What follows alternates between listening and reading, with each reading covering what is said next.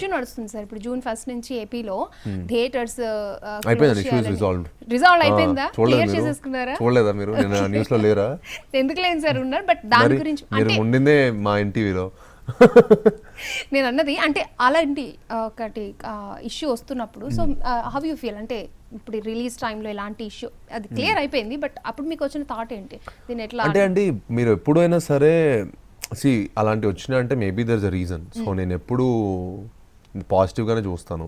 But at the same time I think theatres you know మూయటం వల్ల మటుకు there is not a good solution అని నా ఒపీనియన్. ఏదైనా దానికి ఎలాంటి సొల్యూషన్ క్రియేట్ చేసుకుంటే బెటర్ అనేది అంతే.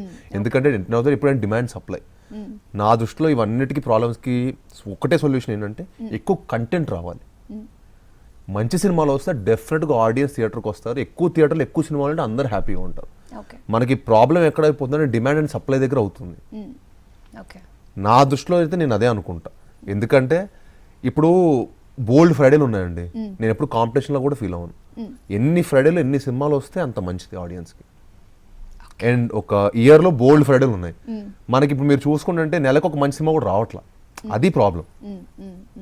And I don't think the moment ఎక్కువ సినిమాలు రావటం స్టార్ట్ అయితే అసలు ఈ ఇష్యూ కూడా రైజ్ అయ్యేది కాదని నా opinion. Okay, so demand and supply కొంతమంది కొన్ని డిమాండ్స్ ఉంటాయి, సో వాటిని క్లియర్ చేసుకుంటే ఇలాంటి ప్రాబ్లమ్స్ ఎక్కువ సినిమాలు రావాలి.